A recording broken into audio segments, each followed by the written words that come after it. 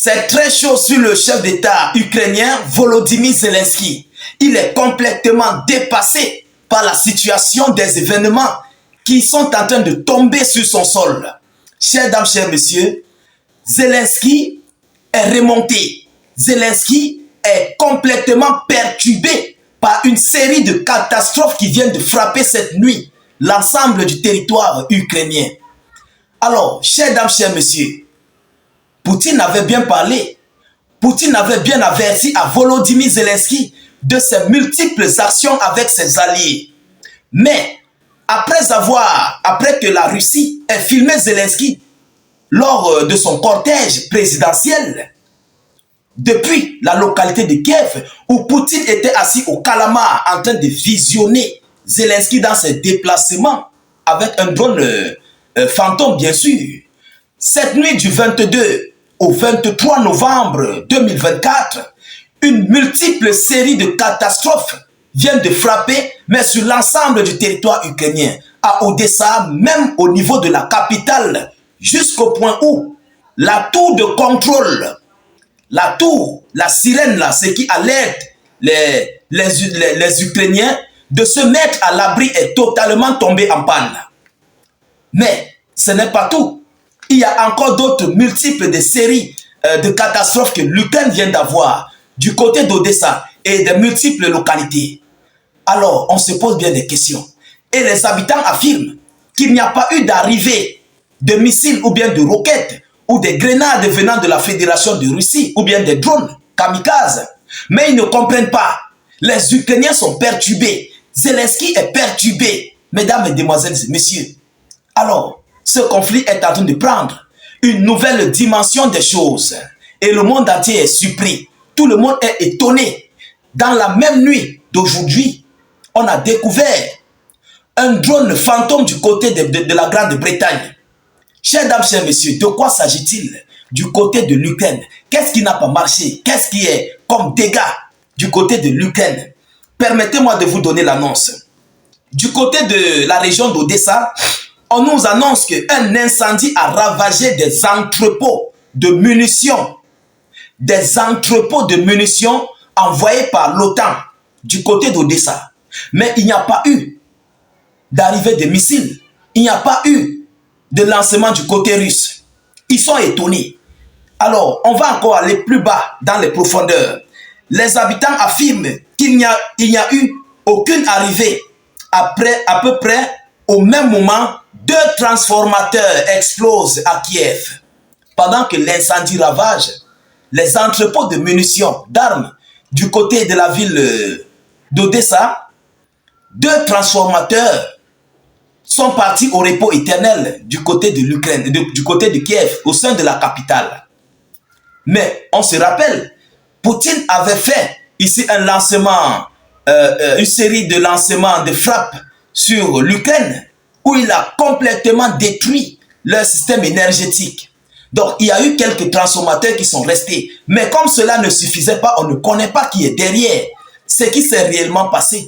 Les 2 autres sont partis. Mais l'Ukraine possède encore d'autres transformateurs. Je n'ai pas dit c'est seulement les seuls qu'ils ont. Ils ont d'autres transformateurs. Alors, selon les informations, du côté de Kiev, le système d'alerte au raïd aérien est tombé en panne. Ça se passe dans la même nuit. Maranatha, partagez-moi la vidéo. Qu'est-ce qui se passe? Les multiples dépôts de munitions explosent du côté d'Odessa. 2 transformateurs explosent. Ça se gâte complètement du côté de Kiev. Le système d'alerte au raïd aérien est tombé en panne. Donc la sirène là qui sonne pour demander aux habitants de se mettre dans des abris souterrains par rapport aux multiples arrivées des frappes de la Fédération de Russie. C'est ce système qui est tombé en panne. Ça s'est complètement gâté. On ne connaît pas ce qui est derrière. Mais on va entrer en profondeur. Dans les districts de Sviatochitsky, excusez-moi de la prononciation, hein, le mot là vraiment, c'est dur. Alors, et de Shevchenkovski, de Kiev, le système de sirène anti-aérien ne fonctionne pas temporairement, a rapporté le KGVA. le KGVA l'a rapporté. Pour informer les habitants, les unités de la police nationale et du service d'urgence de l'État se déplacent ou bien se déplaceront dans la ville et feront des annonces à l'aide de haut-parleurs. Ouais, Poutine est en train de mettre les Ukrainiens au travail.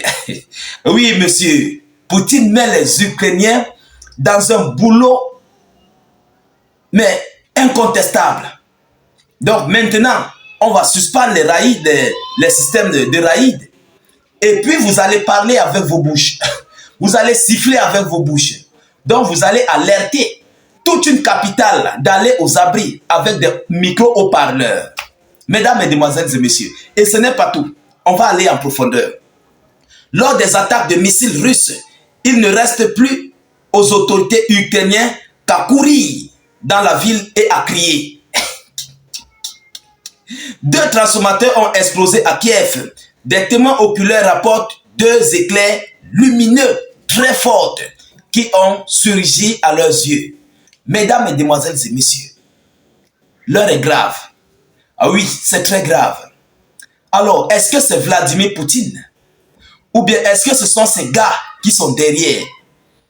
Est-ce que ce sont les pro-russes qui sont derrière? Parce que Poutine est en train de faire le boulot. Mais il faut un nettoyage. Et vous savez, concernant le domaine électrique, c'est avec ça que les forces ukrainiennes et otaniennes travaillent pour lancer des travaux, pour lancer des représailles sur la Fédération de Russie. C'est grâce à l'électricité qu'ils fabriquent des munitions, ils fabriquent de l'arsenal pour combattre contre la Fédération de Russie. Alors, on se pose des questions si c'est la Russie qui est derrière, parce qu'ils ont détruit d'autres systèmes électriques. Il ne restait que quelques-unes pour permettre au moins aux habitants d'être à l'aise, quoi.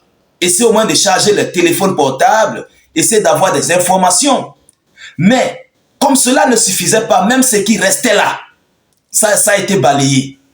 Oui, ça a été complètement balayé. Chers dames, chers messieurs, voilà les grosses catastrophes qui viennent d'arriver à l'Ukraine ces dernières 24 heures. Alors Zelensky se pose des questions et c'est même pourquoi même d'ailleurs il a fait une annonce où il a dit que Vladimir Poutine n'a pas besoin de bons voisins auprès de lui. Donc Zelensky se dit être un bon voisin pour la Fédération de Russie. Alors il a appelé ses alliés à venir, à courir à la force contre Vladimir Poutine. Parce que lui-même est dépassé. Il n'en peut plus. Et il ne comprend pas. De la même manière, ça se passe en Ukraine. De cette même manière, c'est en train de se passer dans d'autres pays de l'Union européenne. Chers dames, chers messieurs, tels que la Grande-Bretagne, qui vient de recevoir un drone fantôme sur l'une des bases navales. Oui, plus précisément sur un porte-avions britannique. Alors, chers dames, chers messieurs, on ne comprend plus. Et la Russie, plus précisément Vladimir Poutine, a donné son mot d'ordre. Que désormais, il est dans la 3e guerre mondiale contre l'Ukraine, la Grande-Bretagne et les États-Unis d'Amérique. Est-ce que c'est cette 3e guerre mondiale que Vladimir Poutine est en train de commencer? Parce que on ne commence pas la guerre directement, ça commence petit à petit. On doit déstabiliser certains petits points clés pour affaiblir l'ennemi d'une manière ou d'une autre avant de passer à l'acte. C'est de ça qu'il s'agit. Est-ce que c'est la Russie qui est derrière? Parce qu'on ne comprend pas. 2 transformateurs explosent à Kiev au même moment. Dans le même temps, la sirène de raïd, la sonnette là, ça tombe en panne. Pas dans une seule localité, dans plusieurs localités en Ukraine, à Kiev. Dans le même temps, des entrepôts prennent feu du côté d'Odessa. Les entrepôts de munitions. Au même moment. Mais on n'a pas constaté des envois de pluies de missiles ou bien de roquettes venus de la Fédération de Russie. Alors, ça dit long, ça inquiète le monde. Les Ukrainiens se posent des questions. Chers dames, chers messieurs, nous continuons de suivre cette actualité de près. Nous ne manquerons pas de vous tenir informés de la suite de ces hostilités. De votre côté, rassurez-vous de sécuriser la vidéo avec beaucoup de j'aime et de partager la vidéo dans tous les groupes possibles. Mettez cette vidéo partout à travers le monde. Cliquez sur le lien de notre chaîne YouTube, allez vous abonner à la chaîne. Nous réalisons des vidéos du front là-bas, nous réalisons des vidéos du Moyen-Orient là-bas et plusieurs types de catégories de vidéos de combat. Donc, allez-y vous abonner, le lien se trouve en commentaire. Cliquez sur le lien dès que ça s'ouvre. Ensuite, vous cliquez sur s'abonner. Et puis, vous cliquez sur la cloche de notification pour ne plus rater nos prochaines émissions. Tâchez, s'il vous plaît, de mettre suffisamment de commentaires. Si vous n'avez rien à écrire, mettez salut, état de genre, vous faites des cœurs. Ou encore, vous pouvez mettre vive la paix dans le monde. Je vous reviens tout à l'heure pour une prochaine série d'actualités. Soyez encore salués une fois de plus. Ciao, ciao.